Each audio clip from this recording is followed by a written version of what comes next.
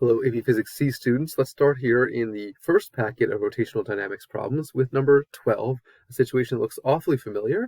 So why don't you go ahead and read it, pause the video, and see if you can solve for the minimum starting height for the sphere to get around the loop, this time considering it's rolling without slipping. You recall, of course, we've done this problem before, except that was for an object sliding, and then we tested it and it didn't work. So let's see if we can get a better result now.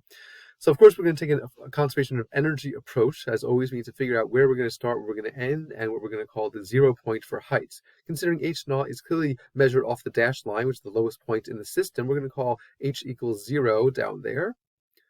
Obviously, we're starting it from rest, from the initial height of h naught, but where are we actually pausing it? Well, remember, we want to actually tell whether it gets around the circle. The only point that we care about then is at the top of the circle. We don't really care what it's doing at the bottom of the circle. We want to see if it gets around at the top of the circle. So we write our conservation of energy equation, accounting for the fact that, of course, it has to be moving at the top, right? You can't go to 0 speed, otherwise it would fall straight down. So it has to have an ending speed and an ending height.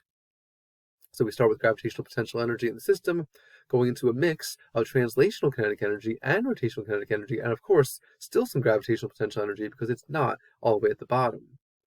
Of course, this is making it different from our original solution. Now we're accounting for the fact that it's rolling without slipping, which means there's going to be some rotational kinetic energy.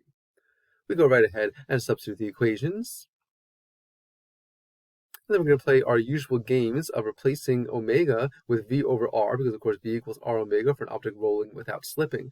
But let's be very, very careful which r we're talking about. If you haven't really thought about it, maybe pause the video and then come back.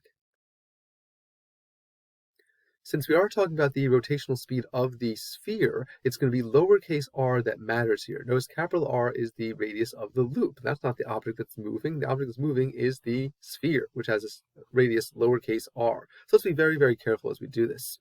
So of course we're going to square top and bottom, so it's v squared over r squared. It's a solid sphere, so we replace moment of inertia with 2/5 mr squared. And look what happens. All of our usual stuff. All the masses go away. And of course, the factor of r squared goes away. Even the 2 goes away, right? 1/2 times 2/5 makes 1/5. So we're going to go ahead and condense our terms here, but now we need to think about the final speed. Remember, if it just barely gets around the circle, you should already know what final speed it has to have there. So if you're not quite sure, just go ahead and pause the video. Hopefully you remember it's going to be the square root of rg, but again, which r are we talking about? Have you considered it? It really matters, right? Is it lowercase r or capital R?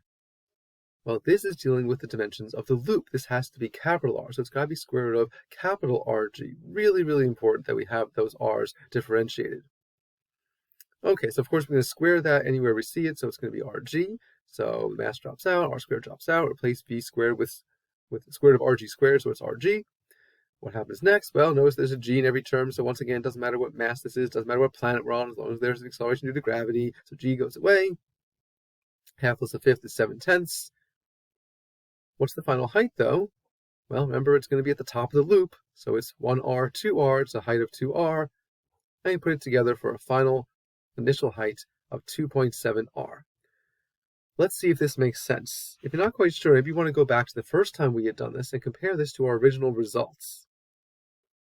So hopefully either you remember or you went back and looked, but the initial height we found the first time we did it was 2.5r, or 5/2 r. And remember, we put it there at that location and it didn't make it around. So now we're getting a starting height that's larger. Does this make sense? Well, of course it does, right? We didn't account for the rotational kinetic energy. We just assumed that there was only translational kinetic energy and gravitational potential energy at the top. But of course, if some of the energy has to funnel into rotational kinetic energy, then we must start with a larger amount of energy. So we must start at a larger height. So this makes sense that we got a starting height larger than the original.